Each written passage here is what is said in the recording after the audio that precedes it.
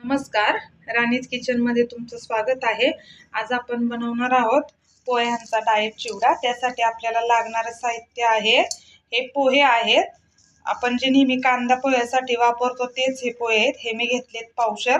त्यानंतर ही एक वाटी शेव घेतली मी। त्यानंतर हे बदाम आहेत।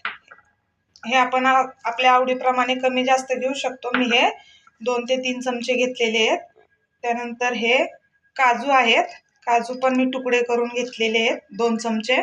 खोबरं अर्धी वाटी, कढीपत्ता 5 ते 6 हिरव्या मिरच्या, 2 चमचे पिठी साखर, 2 चमचे पांढरे तीळ, शेंगादाणे 2 चमचे, चाट मसाला 1 चमचा, जिरं 1 चमचा आणि मीठ चवीप्रमाणे। आणि तळण्यासाठी मी तेल गरम करत ठेवलेले आहे इथे। आपले तेल गरम झालेले आहे। आपण हे पोहे तळून घेणार आहोत। तळल्यानंतर हे पोहे अगदी कुरकुरीत होतात। तर आता हे तळल्यानंतर मी काय केलंय, इथे एका भांड्यावरती ही पुरणाची चाळण ठेवलेली आहे। मी ते पोहे यात काढून घेणार आहे। त्यात टाकल्यामुळे त्यातलं जे तेल आहे ते आपलं खाली ह्या भांड्यात येणार आहे पूर्णपणे। आणि पोहे हे थोडे थोडे करूनच तळून घ्यायचे। हे बघा,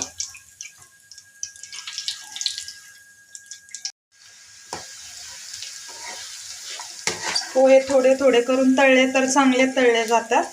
जास्त नाही टाकायचेत आपल्याला एकदम।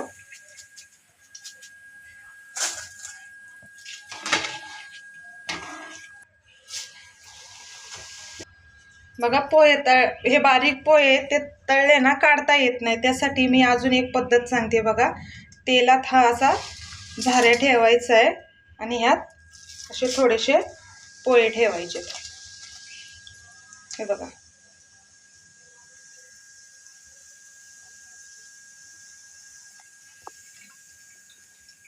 झाले। पोहे छोटे असल्यामुळे आपल्याला पटकन काढता येत नाही। हे असे तळले ना की पटकन काढता येतात ते। आता आपले पोहे सगळे तळून झालेले आहेत। हे आपण आता अर्धा तास असंच ठेवूया ह्या भांड्यावरती। म्हणजे यातलं तेल बघा पूर्णपणे नितळून खाली येईल। तोपर्यंत आपण बाकीचे पदार्थ आपले तळून घेऊया। आता मी हे बदाम तळून घेते।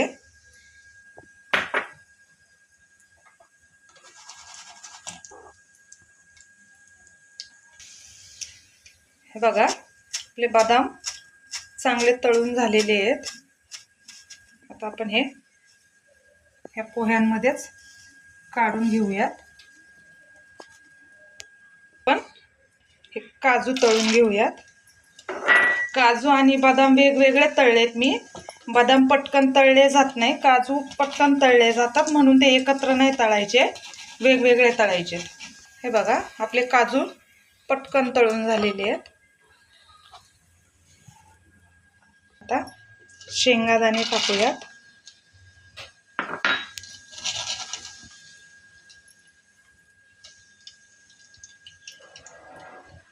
बारीक गॅसवरती तळते मी हे शेंगादाणे। बारीक गॅसवर तळल्यामुळे हे क्रिस्पी होतात चांगले, काजू बदाम आणि शेंगादाणे। बघा, आपले शेंगादाणे पण तळून झालेले आहेत। आता काढून घेऊयात। नंतर आता आपण खोबरं तळून घेऊ।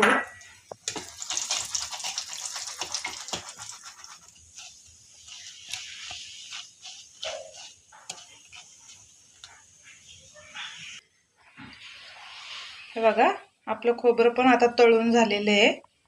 आपण ते काढून घेऊयात यात।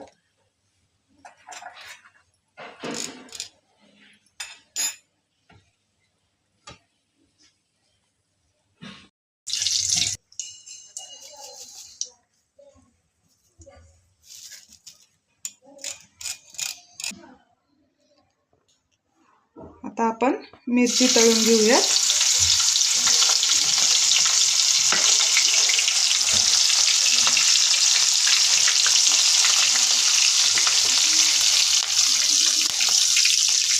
आता आपली मिरची पण तळून झालेली आहे।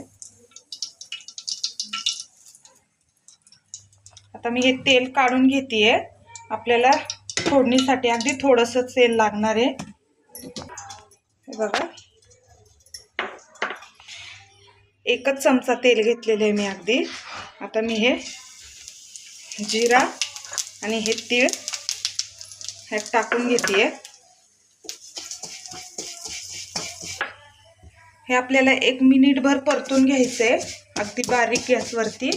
म्हणजे हे जे तीळ टाकलेले आहेत ना, हे जरासे क्रिस्पी होईपर्यंत.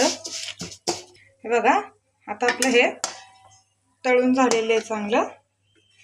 आता मी गॅस बंद करते आणि हे दुसऱ्या भांड्यात काढून घेते मी.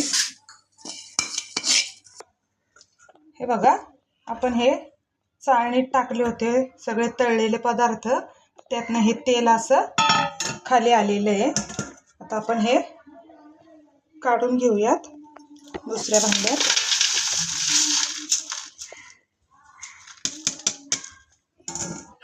आणि आता यात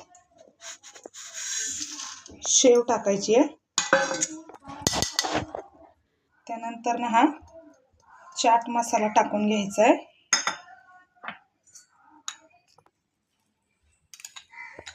त्यानंतर आता आपण ही साखर टाकून घेऊयात आणि मीठ. हे एकत्र करून घेऊयात चांगलं.